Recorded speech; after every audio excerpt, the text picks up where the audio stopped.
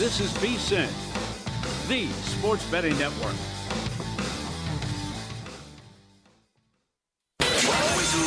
Follow the money. That's what I always say. You always follow the money. Yeah. This is Follow the Money with Mitch Moss and Pauly Howard on VSiN. This hour is sponsored by Better. Better Picks, a daily fantasy sports app where your sports knowledge turns into real cash fast. Download Better or visit better.app now. Sign up today, get free money, and no deposit necessary. BETR, better.app now. Go get it, please. We'll start this hour off getting some best bets in the NFL. Player props coming up, sides totals as well. Mike Somich joins the program, host of Ready, Set, Bet on the weekends and also the contest show Saturday nights right here on VSiN. And his podcast is also called Sharp Money, which you can get wherever you get your podcast. It comes out every single Monday and Thursday. Mike, good to talk to you again. How are you today?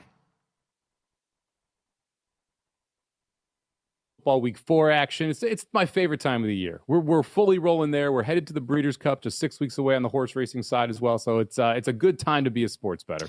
We've been talking about this throughout the week, right? Desperate 0-2 teams in the NFL. Steve Makinen has a good write-up at vsin.com, as he always does.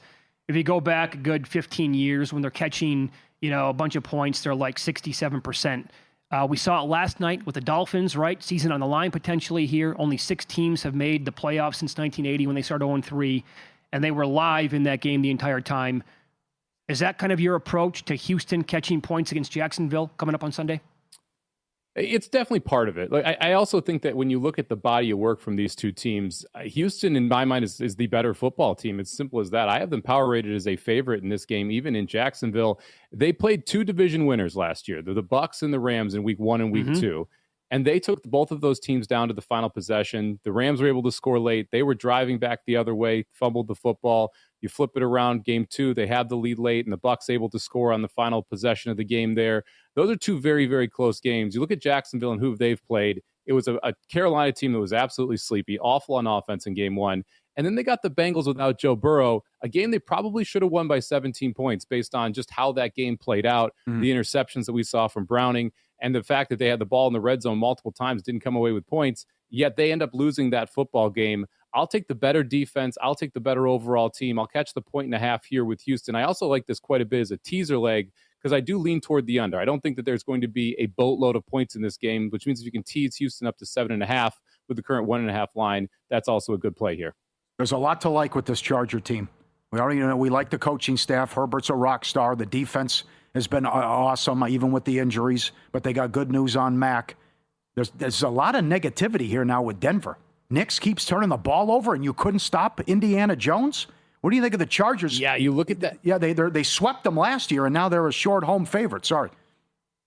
Yeah, you look at that game last week, and really Nix's his overall performance this year, 3 drives that he was very good in. That was the first 3 drives against Indianapolis. Outside of that, he's been one of the lower-ranked quarterbacks. You go over to PFF.com, he's actually the second worst quarterback that's been starting across the entire NFL when they look at their grades.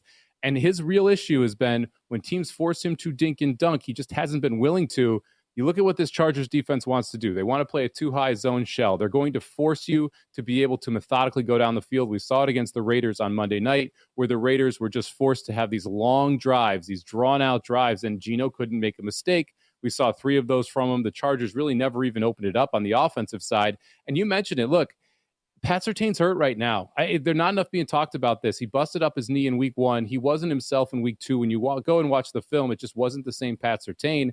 Now you've got a big-time challenge here with the way Quentin Johnston's been playing on the outside. You complement that with Ladd McConkey and with Allen. You've got a good trio here, and the Chargers willing to let Herbert win games for them. They're cutting him loose, much like they did toward the end of last year on the offensive side. I think this is a great spot for the Chargers here, who are just the better team right now, and you're able to lay under a field goal at home. You can find 2.5s out there in the market, so I like the Chargers minus the 2.5 quite a bit. Yeah, to add on to your Knicks commentary there, if the price is right, it wasn't earlier today, but I'm going to keep waiting for books to pop.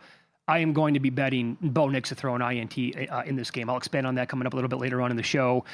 This Bengals-Vikings game, highly anticipated, right? And then both quarterbacks starting anyway, out. The total opened up 47.5. Dropped like a rock, and now the Vikings are up to 3. What do you make of the current numbers here? Look, this is a wild game to handicap because, as you mentioned, we're missing 2 quarterbacks. On the Bengals side, it's a little bit easier to project out what you're going to expect. We saw Browning in 2023. He went 4-3 as a starter. We saw him in a lot of time last week where he's able to feed the ball to Jamar Chase. He knows how to get T. Higgins involved. He understands this offense and has been inside of this offense for years. I like the consistency you have on that side. Don't love the fact that they lost their cornerbacks or that you have to keep an eye on them in the injury report for this upcoming game. I look to the other side, though, and I don't know if Carson Wentz is an upgrade or a downgrade. I just left my number neutral for the Vikings here because I do believe Wentz has the ability to be successful inside this offense. We saw him with the Rams play in a similar offense, so it's not like this is completely new to him, but he did join this team in late August, so didn't play through the full training camp. I just lean toward the points here. I like the +3 with the Bengals because I feel like they're a little bit more of a known quantity. The Vikings are also incredibly banged up. They may get Darisaw back on the offensive line, but they're missing 2 other starters. So you're going to miss at least 40% of the offensive line, possibly 60%. And they've got 4 or 5 injuries on the defensive side as well. I'm just not sure how they keep up with the Bengals. And I do think the Bengals still are able to put up points here. One of my favorite plays of the week is to go over in this game. It was as low as 41.5. There's still a couple 41.5s in the market. If not, I still like the over 42. However, that is a key number. So make sure you shop around, see if you can get that 41.5. But we're sitting here with a Bengals defense, a banged up Vikings defense, Jamar Chase, T. Higgins, and Justin Jefferson on the field, and the totals in the low 40s. I get that we've got new quarterbacks, but to me, that just makes absolutely no sense. I think this game should be lined closer to 45, so I'll take the over here on 41.5 or 42, depending on the number you can get. All right, a lot of props in there make a lot of sense. So, Somich, he likes to fire and give out a lot of props, and he loves to ladder. How about CeeDee Lamb against this bad Bears defense? Yeah, great transition there because I was just looking at how high I can go with CeeDee Lamb. I love Lamb and Pickens this week. I think if you want to go 100 yards on either of them, you can make a case for it. Lamb is sitting at 100 yards plus 170. Pickens is sitting at 100 yards plus 350. I love the Lamb over. You can get 81.5 out there in the market. To me, that is just way too low against a Bears defense that's now missing their number 1 cornerback for the year and has really struggled down the field. This is also a Cowboys offense I think people are kind of underrating. Dak Prescott is healthy right now. And when Dak Prescott's healthy and you've got weapons on the outside, they're going to be efficient on the offensive side. This also could be a game where they're trying to keep up with the Bears because of their defense as well. Bland's still on the injury report. Yeah. We're not sure if we're going to get him on Sunday. So I love Pickens. I love CeeDee Lamb. You can get CeeDee Lamb 130 at 4.5 to 1, 130 reception yards. I think you can take Lamb all the way up there if you want to because he is going to get fed by Dak Prescott in this game, and the Bears secondary just doesn't really have an answer for it. So I played over 81.5. I played 100 at plus 170. I'd play him up to 130 at 4.5 to 1, and I don't mind looking at Pickens either, who's sitting right around that 56-yard mark. Very good. Breece Hall under rushing makes total sense. You can't run against Tampa. And a JSN over receiving yards? Absolutely. This guy's been fantastic. Yeah, the Breece Hall one's pretty simple, right? Yep. You mentioned it's this Tampa run defense. We had Nick Chubb under 51.5 rush yards last week. They gave him a 25-yard touchdown run. He still didn't sniff the 50-yard mark.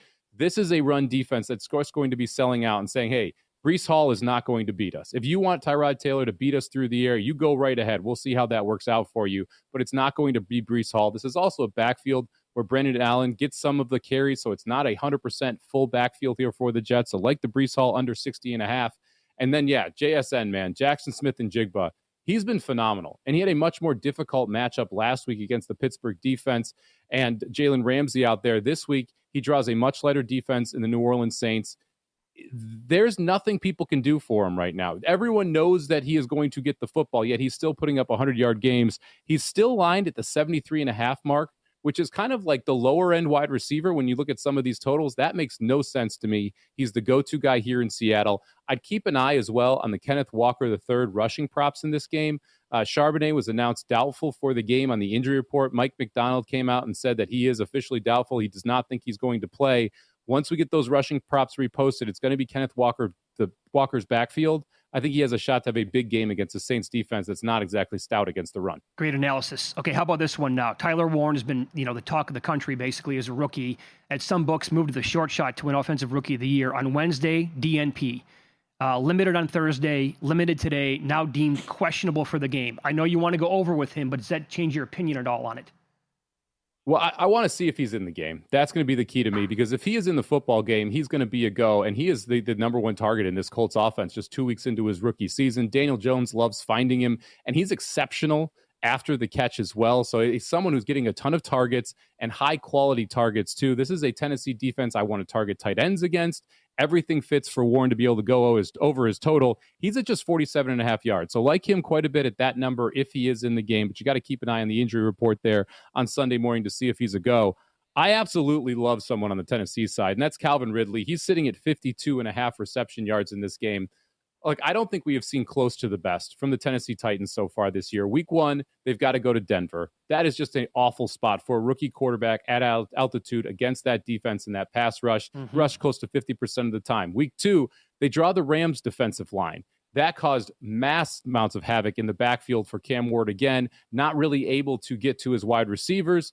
Week 3, much lighter test here against the Indianapolis Colts. Cam Ward should have more time to throw. Calvin Ridley, the number one target getter right now on the Colts, should be the main beneficiary of that time. I think Ridley's lined up to have a big game, and he's sitting at just 52.5 reception yards. Let's take the over. Quickly here, you like Devontae Adams over as well this week? I do. Look, he's lined wrong. Puka Nacua is 20 yards higher. Devontae Adams has 21 targets to Nakua's 20. There's only been 60 targets so far in this offense for the Rams. So 66% have gone to Nacua and to Adams, and yet there's a 20-yard gap, even though Adams has one more target through 2 weeks. I think they're going to look for Adams here against the Philadelphia Eagles this weekend. He's sitting at 57 or 59.5, just 3 yards up from the 56.5 last week. I think Adams and Nacua should be right around the same price, and right now you're getting a 20-yard discount on Adams. Very good. Mike's podcast, along with Patrick Maher, is called Sharp Money here at VSiN. It comes out every single Monday and Thursday. Mike, thanks so much for the time today. We appreciate that. Good luck this weekend. You got it. Good luck this weekend, boys. Yeah, he was on the Progressive guest line. More games in the NFL coming up. We'll get into the matchup for the champs again. Doesn't look too hot for them on paper. And here are the alarming numbers next.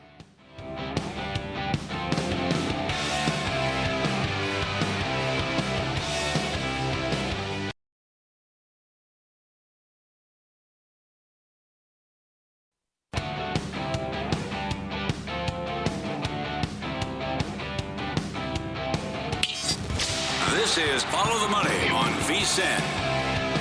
I've gone back and forth with the Sunday night game several times. Like if this was a teeter-totter, most of the times I'd be leaning towards the Giants, catching those points at home against the Chiefs. But also, are the Chiefs going to start 0-3 to begin the year on national TV? I'm not going to say that there's any funny business here, but we're talking about desperate 0-2 teams. I get it. The Giants are going to have to be right in that same wheelhouse, right? But there is this Giants defense that, the front four is supposed to be lights out. Overall, they are allowing 450 yards per game so far through 2 games and slightly under 40 yards per drive. How about Chiefs running backs this week? The Giants defense ranks second worst in EPA allowed per designed carry. You want to look at Pacheco there in this game? You want to look at maybe Kareem Hunt, or do you want to go a little Patrick Mahomes as well? Yes. This is from ESPN Research. Do you see this? I know he's on pace for 1,000 yards, and he's leading them in rush. But with a passing and rushing touchdown in both games, Mahomes is looking to become the third quarterback in NFL history to record a TD run and pass in the first 3 games. He would join Jack Kemp in 1965 and Kyler Murray in 2020. Wow. How about that? Can't believe it. Not only if the 0-3, then you got Baltimore at Jacksonville and the Lions coming up. Sure. So I think they're going to have problems moving the ball. But the other thing is, do you trust Wilson? What will the Giants look like offensively? And then if it's the Giants, it's a New York team in primetime. Right. And again, Evan Abrams has been all over this for years. The Giants are 2-19 straight up primetime since 2019. New York teams in night games since 2019, 5-33 combined. Ooh. And the Danny Dimes stuff, what's it like, 1-15 or something? 1-17? Whatever. So it's just they keep putting them on prime time, and they lose every single time. And the home record is vile and nasty too. So Russell Wilson in his career, for what it's worth, 18-8 ATS is a dog of 4+ points. Remember that game that he had in Denver a couple years ago when they went on the road to Buffalo and won the game outright in primetime? Now, Buffalo was a decent team that year, but Buffalo was a, 8.5 point favorite, I believe. Mm-hmm. They were one of the better teams in the league. And they got the job done. You saw it, though, too. And they brought Dart in, and they were running the read option, and he would stick it in his belly. But Scadaboo had some big runs when Dart came in. Doesn't he take over now? He's got to. That's what the talk is. Yes, my Giant source said that's the guy we saw in camp all the time, and we got to give him the ball more. And he was plus 350 anytime touchdown. And I like him again to have a touchdown in this game. He needs more carries. He needs to get the ball out of the backfield as well. He's a threat there. He dropped one of them. I think he had 2 catches against the Cowboys. But you just see the guy didn't get enough touches. What do you have? I think he averaged 4 yards a carry in that game. The guy needs more touches. I would agree. Now, what do we expect from Neighbors in this game and the passing attack overall? Wan'Dale Robinson's been very good as well, the other guy playing in the slot. But again, if you look, we talked about, and a little bit more on the Eagles game here, I think, coming up in a second, but the Eagles did nothing on offense last game. Well, they have 215 yards of offense. That was it. Mm-hmm. So the Chiefs' defense here, they clearly kept him in that game at home. The problem is the offense is, just watching it and all the numbers, it appears to be broken. So even though this Giants defense has been terrible, allowing again more than 450 yards on average per game so far, both teams got over 400. So it's not like Dallas did all that damage. Washington also had more than 400 yards of offense in week 1. If the Chiefs can't get it going this week on offense, then I'm already sounding the alarms. Then it's just like, keep them going, man. The whole city's got to hear it. Yep. You have a lot in this Colts-Titans game. It's a fascinating matchup. The Indiana Jones hype, the Taylor hype, the Taylor big move, offensive player of the year, 16 drives, points on 14 of them. Dimes with 600 yards passing. They haven't punted. Evan Abrams going back, AFC South matchups, the Dogs on 11-1 ATS run. But I like the Colts here, and I know the number's getting away from us. Well, came back a little bit. Yeah, but this I can't say one thing that's positive about the Titans. They're the most penalized team in the league. I said earlier in the week, they faced 31 third downs. 21 of them have been 7 yards or longer. It's the worst third down distance in the league. Ward's been sacked 11 times. I don't think they'll be able to move the ball. I don't like their coaching staff. I love how the Colts are playing right now on offense. I think the Colts are going to win this game, and I think they can do it by double digits. It just stinks when you look at how bad. Oh, also they failed to cover 9 in a row at home. They're on an 0-9 ATS run in home games as well. Here's one thing I would ask you about the point spread. Now it's back to 4, got to 4.5. What were the Rams last week? 5.5? Do you think on a neutral field the Colts are a 1-point dog to the Rams? Well, don't know. I know you're not buying the hype because you ripped the guy. I know you don't like him at all. No, I like what I'm seeing so far. Yeah, I know, but this team wins a division and they win 11 games. I don't know. I'm telling you right now that if these two teams, and they play coming up a little bit later on in the year, if they played on a neutral field and the number was Rams -1 against the Colts, sportsbooks would get absolutely carried out. Not that that number would go to at least 3. So I think in the market, there's just the hype with the point spread here, and their overall power rating is now you're absolutely buying high too on this team right now. Yeah. So both defenses are in the top 11 against the pass, but bottom 8 against the run. You can probably expect big games from Jonathan Taylor and Tony Pollard, but Jonathan Taylor's rushing prop is around 90 in this game. The last time he played against Tennessee, he ran for 218 yards. I'll give you this. You need to monitor the status of Titans defensive tackle T'Vondre Sweat. With him on the field, they allow 4.2 yards per carry, 8th fewest in the league. Without him, they allow 5.3 yards per carry. That's the worst. So if he doesn't go on Sunday, Taylor should be in store again with that offensive line now playing really good football for a huge game. But here I think is where maybe it's not that bad with the pressure rate for Tennessee and Cam Ward, or the sacks are allowed, because they've allowed a league-high 11 sacks, 29 pressures. That's tied for 6th. The Colts defense, 30th in pressures. They only have 12, and 25th in sacks with 3. So maybe this is going to be, the breathing room's going to be there for him a little bit this week. So if you got there early, you cashed week 1 with Denver, but most people lost. If you take that out, it's a 2-17 ATS run with Tennessee. Oh, last year they were worst on record. Yeah. How do you go 2-15 against the spread? The great equalizer is the point spread, no matter how bad a team is. But they also had 4 takeaways in that game, 2 deep in Denver territory, and Denver set them up. They had a long kickoff return as well. And they still shouldn't have, Denver should have covered. So I just think it's a bad outfit with a lousy coaching staff right now. And I'm all about the Colts here again. Rams and Eagles. Now, this number's been going back and forth pretty much the entire week. Got as low as 3. Some of the numbers here with the Eagles offense, again, their explosive play rate, 5.8%. That's 30th in the league. Average depth of target, 5.9 yards. That's 31st. Only one quarterback in the league has a lower depth of target than Jalen Hurts. That's Aaron Rodgers. A.J. Brown, Devontae Smith, they've combined for 2 catches over 2 yards in both games. Combined EPA per play on offense and defense. The Rams plus 0.14 per play. Philly minus 0.04. Clear edge here to the Rams. And they have the best combo of explosive play rate and success rate in the league per ESPN. You talked about this early. Philly, the first team since 2010 to start 2-0 without a passing touchdown. Barkley went crazy last year in the 2 games, 460 yards. And Hurts has a rushing touchdown in 5 straight games. Stafford has 15 completions that have traveled 15 or more yards down the field. Eagles secondary is shaky at best. And the Rams are 6-0 ATS in their last 6 road games overall. Yeah, that's a big one. Yep. But, listening to people talk. You concerned about the travel? I go Tennessee, I go home, now I'm going back out again. I would assume, I think you need to be a little bit here. Can they get heat on them, though?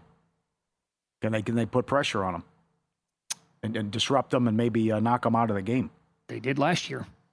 They got him good, I know. Right. But he hung in there and did a great job and almost brought him back. But to me, it's all about the under here. Side's tough. But I agree. I think they go with the under in this game. And you're going to get an angry Philly team, too, with all this tush-push business. And a lot of guys are riled up as well on that team about what they've had to hear from the media and the nonsense all this week. Yep. Good. Thank you, No Sports. Start getting paid for it. Better Picks, a daily fantasy sports app where your sports knowledge turns into cash. Sign up today. Get free money and no deposit needed. When you do deposit, you earn up to $200 in bonuses. And Better's giving you $40 for every friend you bring in. Download Better in the app or Google Play Store and head to better.app. Promo code VSiN for your free money and deposit bonus. BETR.app, better.app. Go get it now. Up next, David Baker is going to join the program, former winner of the Super Contest at the Westgate. That was the same year that he and his partner finished second here in the Circa Millions. Pretty decent year. He's also a professional poker player. He loves playing Survivor contests. And when he joined us in the preseason, right before it started, he was high on the Colts, the Ravens, Denver, and the Rams. What does he make of their Week 3 matchups? We'll ask him coming up on Follow the Money. It's VSiN, the Sports Betting Network.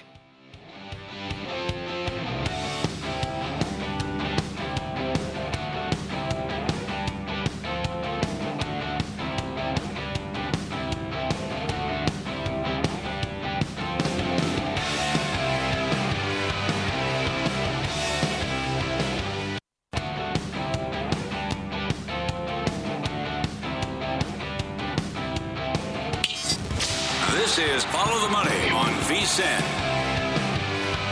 Welcome back. Fun conversation coming up. As professional poker player, former winner of the Westgate Super Contest, finished that same year in second place here at Circa Millions. David Baker joins the program now on the Progressive Guest Line. His podcast is called the Gamble Up Podcast. He also does the Saturday Night Sweat Show, which we'll talk about coming up in about 15 minutes. David, good afternoon. Thanks for the time today. How you been? Yep. Appreciate you guys having me on. Love your show. Love being on with you guys and talking football and kind of honing in thoughts for the week. So, of the teams that you told us that you were super high on to begin the year, the Colts were one of them. You liked them. You liked their chances. You thought it was going to work out okay with Daniel Jones. Well, I mean, my God, they've been electric. 0 points in the first 2 games, first time ever.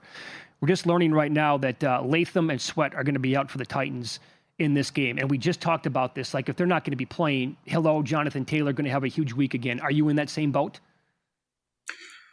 Yeah, Jonathan Taylor probably going to be my favorite fantasy running back this week. I think he's just poised to really put it on this Titans team. I'm excited to see what this Colts team does on the road. We've seen 2 great games out of their offense, but both of them have been home in the fast track and comfy spot in Indianapolis. So let's see what they can do outside versus a division opponent on the road. This is the kind of spot that if you're a good veteran team, you're supposed to just take care of business. I mean, we saw the Rams come in and have this exact situation last week where they just went into Tennessee, veteran-laden team, good, well-coached, good quarterback, and they just went ahead and took care of business. Are the Colts reading the press clippings and, a team that was not really thought of too highly by mainstream media? And after a couple good weeks, are they going to go in there and just kind of play with their food a little bit, think that they're good enough just to roll the football out? Because they're not. They're going to have to go in there and play a game. I mean, this is a classic trap spot for a team like the Colts. We were high on the Rams in the summer, and they've looked good so far, especially the defensive performance against Houston. But what do you think here going on the road against Philly after what Barkley did to him last year? Yeah, my favorite future that I have in my account is Rams to win the NFC 14-1. I bought it the day that Devontae Adams signed. It told me that the Rams were going all in this year. I absolutely love the Rams. I didn't buy any of the nonsense in preseason about Stafford and not playing early on. It's just classic Rams where they don't play their guys and they don't really value the beginning, the preseason and some of that work. And they just know that they're good enough to roll it out there. That being said, this Eagles team it's their kryptonite. The Eagles absolutely shredded the Rams in LA at the end of last regular season. And even though the score was close and Stafford had the ball with a chance to win in the playoff game, it didn't really feel that close to me. I was holding Eagles tickets and I was never really that uncomfortable. They scored late to cut it to one touchdown, and then I don't remember exactly what happened, but I remember that they got the ball back in a kind of a fortuitous situation, and they went down and they had a couple of plays, put them in position. But this Eagles team is tough, and I know that I was listening to your last segment talking about the Eagles and their lack of offensive stats to start the year. But this team's just built different. It's not about the stats. They don't care that they don't throw for a ton of yards. They score and they move the ball when they need to. They're able to put 10-minute, 15-play drives on the board. They're able to convert their third and fourth and ones and twos like nobody else. The tush push is just such a weapon, and Saquon Barkley just ran through this Rams defense the two times they played in the regular season. So I'm kind of expecting a little bit the same. I think we might have a little Eagles fatigue as a football nation, kind of like we have with the Chiefs and we did with the Patriots back in the day. It's people are kind of tired of watching this. It's the same thing. It's boring. It's not fun. It's not even fantasy friendly. So I think we might have a little Eagles fatigue, but I do think this is just still a really good matchup for the Eagles. The Eagles know how to play this Rams team. From a future standpoint, I kind of hope that the Rams get it done, but from an actual better on this week, what's going to happen, I tend to think that the Eagles probably are going to use their physicality and take care of the Rams at home. Very good. Well, we're on the same page here because I was very high in the Rams in the preseason as well. The other team is Baltimore, and I know how much. Are you over that loss to Buffalo in Week 1 yet? And what do you make of this number against Detroit coming up on Monday night? Yeah, that loss still stings. That was probably my biggest play, or one of my biggest plays of the year so far, and kind of set the tone, got us against it a little bit in the contests and stuff. But they move onward. They went ahead and they took care of business against Cleveland, which is a step up from what they did last year when they weren't able to take care of a Gardner Minshew-led Raiders team in Week 2. So they went ahead and they took care of their business against the Browns. This Lions team, I was never out on them after the Packers game. I know that this Lions team is good. I know that this Lions team is a Super Bowl contender.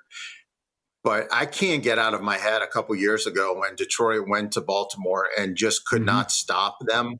The Ravens team to me is just clearly the best team in football. Maybe the Eagles, but I don't know. I mean, I know that the Bills beat them, and I know a lot of people want the Bills to be number one. But to me, it's just Ravens. I think this team is just really, really good. Goff outdoors versus this defense in a night game. As much as I like Goff and as much as I like this Lions team, I think this might just be another Ravens roll show. They have just done a number to NFC teams over the last several years, and I don't really see that changing in this particular game. We were also so far so good on the Dolphins. How aggressive did you get with the win total under, maybe fewest wins and all that? Is that at least they showed some fight and hung in there last night, but there's more losses coming, and Miami's off to a terrible start. Yeah, I think the Dolphins are a very good representation of how you can view the futures market. Either the Dolphins were going to come together and they were going to gel and they were going to be a decent team and they were going to exceed their win total, or they were going to be a complete dumpster fire and implode. And so there was really no reason to go under their normal win total of, I think it was 7.5 or maybe 8. There's no real reason to do that because it's basically, they're either going to be good and finish with 9 or 10. You're going to lose that bet, or they're going to win 4.5. They're going to win, 4.5 games. And in that situation, you might as well just get the plus money and get the, +2, +250, find a number that you're comfortable with, whether it's 5.5 or 4.5. There are some teams that are just always going to kind of finish around their win total. I think the NFC West is a perfect example for that. All these teams are relatively equal. They're probably all going to be within a game or two of their win total. But the Dolphins, to me, were just a team that screamed, 4-13, blow it up. Tyreek gets traded week 6. McDaniel gets fired, and Tua maybe even gets benched. Possibly also gets hurt. That's also an option. With him, we know about his concerns. So I think the Dolphins were just a perfect candidate for that. I was impressed with them last night, but that kind of happens. Sometimes these teams that are up against it, they get their division opponent on the road. They're 0-2. It's kind of like a kitchen sink game. Let's go out there and just give it everything we have. And then if it doesn't work out for us, then we go ahead and we blow this thing up, or we quit on our coach, or whatever that happens. The next week is really pivotal for the Dolphins. I mean, having the Jets at home on Monday Night Football for the entire nation again. Yeah. If they lose to the Jets team, the team in their division they're going to be fighting for last. It's officially over for the Dolphins, and you can go ahead and bookmark them for a 3-14 or 4-13 type season. If they beat the Jets, then you might get another couple weeks because they have the Panthers next, so they might have a little turnaround. Think sports, start getting paid for it with Better Picks, the daily fantasy sports app where your sports knowledge turns into cash. Sign up today, get a free $10 cash and no deposit necessary or needed. When you do deposit, you earn up to $200 in bonuses. They give you $40 for every friend you bring in. Download Better in the app or Google Play Store, or head to better.app. Promo code VSiN for your free money and deposit bonus, BETR.app. David, in 15 seconds here, how many people do you think were on Buffalo and Survivor last night? A lot? I would say in the main pool, I would say a little south of 20%, maybe 18 to 20. I predicted in Grandissimo 12. I got a little pushback from some people I talked to. They thought it might be like 14 or 15, but I think 12 was kind of a good number. A lot of the people, Baltimore was pretty popular last week. Last week. And then, so I kind of think that people might not want to use Baltimore and Buffalo. It's just kind of, you're putting yourself up against it if you start using all these great teams. Yep. So we'll continue going down that Survivor path with David Baker coming up next. Is Seattle the play? Is it too popular? Are they a vulnerable home favorite? We'll ask him that here on Follow the Money. It's VSiN, the Sports Betting Network.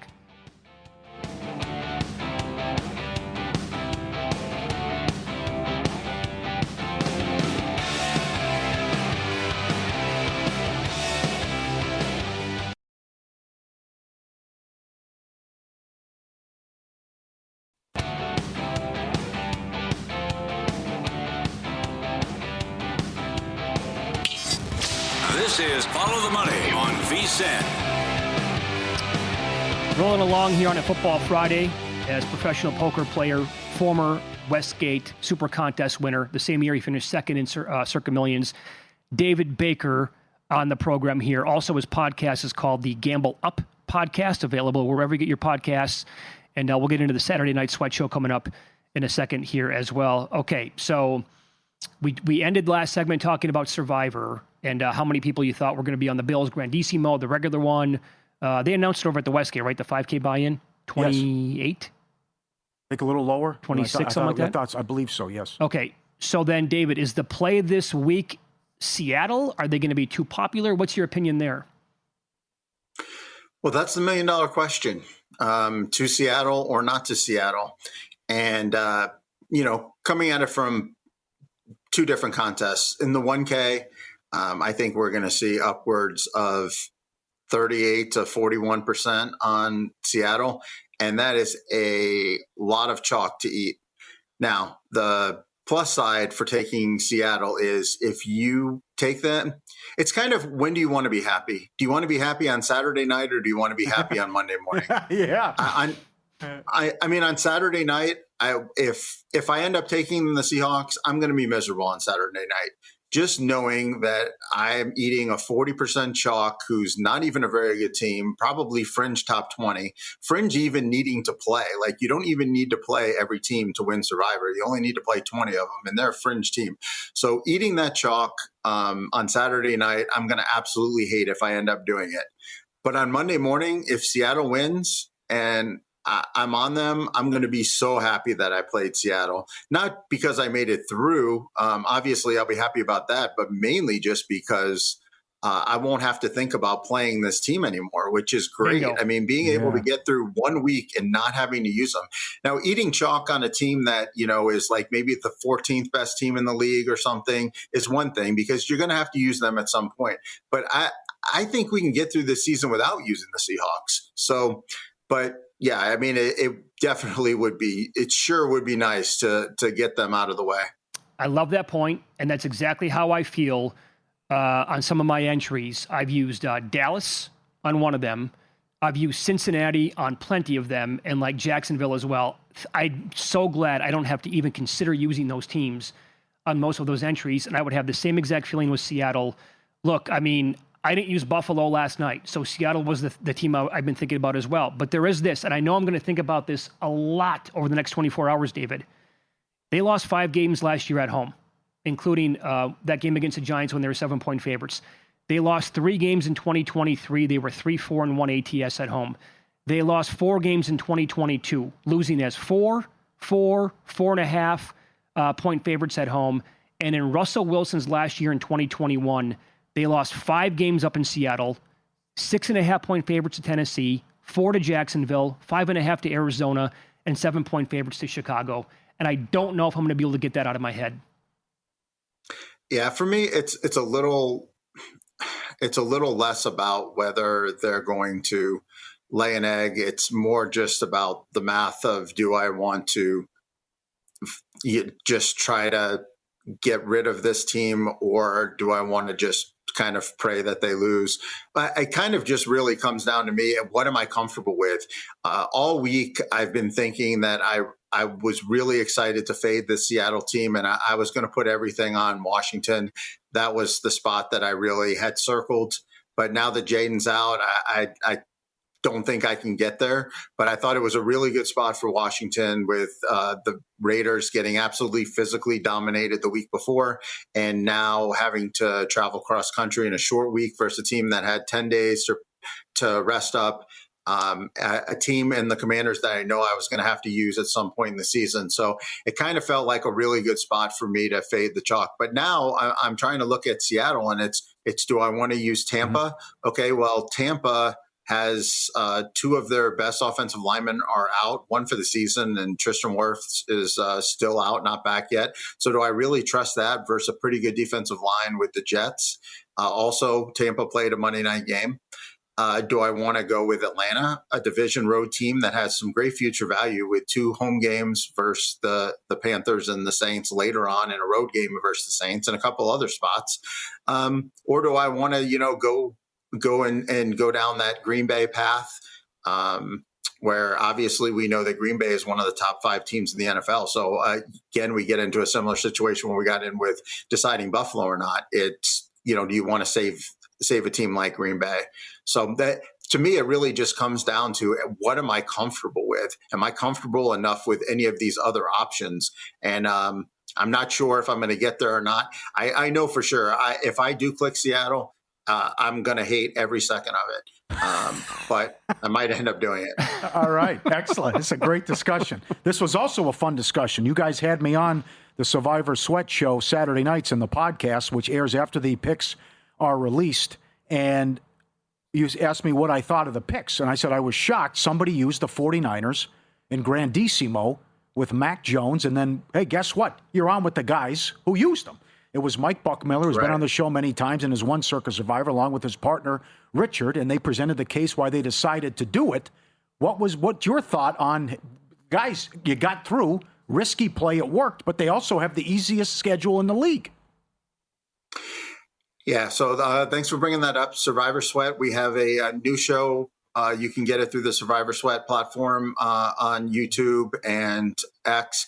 But basically what we do is we're all massive fans of the Survivor contest. We're huge fans of Circa, and we love the Jeffrey Benson and Derek Stevens show where they unveil the percentages at 6 o'clock West Coast time. So we go on at 6:45 and we react to the selection show.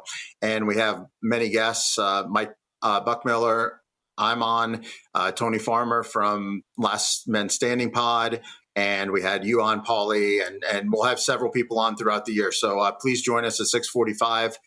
But my thought on the Niners is I know how Mike and Russell view Survivor, and I can tell you I don't know their picks. We don't talk about it before, but I do know they're not going to be on the Seattle Seahawks. They don't eat chalk, and they like to find teams that they can get a lot of equity if one thing happens that's out of the realm of being a favorite. And they know that they're going to advance past 40% of the pool if they can pick a winner and Seattle loses. So I know for sure that they won't be on Seattle. It didn't surprise me that they didn't land on one of the top 3 or 4 options last week, but picking the Niners was kind of a stretch for me. It wasn't really where I would go, not because I didn't think it was a good spot for the Niners, just because the Niners schedule is so good. I view them similar to how I view the Ravens and the Packers and the Bills as being one of the premier keep teams.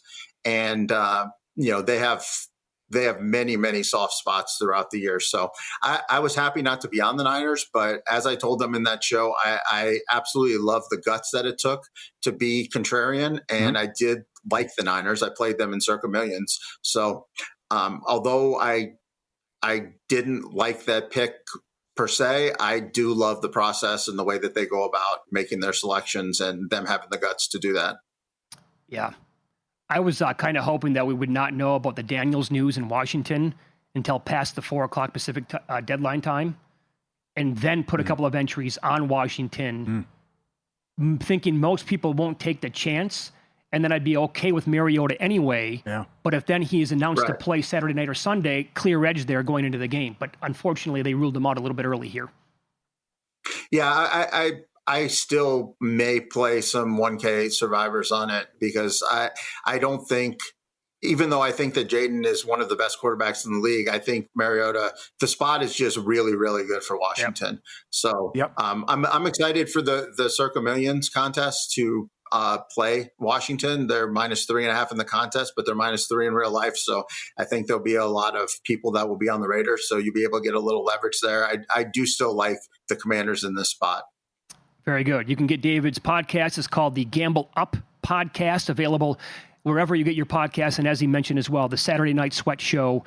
David, that was awesome. Thanks so much for the time as always. Good luck this weekend. Yeah, thanks, guys. Love being on, and good luck to you guys. There you go. Back at you. He was on the Progressive Guest Line. Love having him on the show. Professional poker player. Again, in the same year, won the Super Contest over at the Westgate, finished second by a hair here at Circa Millions. Had an incredible summer at the World Series. Yep. He's the man. This week's Average Joe Contest winner is Margaret Arana. Tough week at the top. 10 contestants won a perfect 7-0. Tiebreakers come down to your best bet of the week, followed by best NFL record that week. Free to enter. Every week you can win cash prizes. And the quarterly prizes, a trip to Vegas, a free stay at Circa, guest spot on the show. Enter anytime this season, VSiN.com/Joe. All right. Up next, we'll talk baseball with Matt Vasgersian. There is an article out today, MLB.com, who's going to win the American League MVP. We will ask him how he thinks voters will view that race between Cal Raleigh and Aaron Judge next here on VSiN.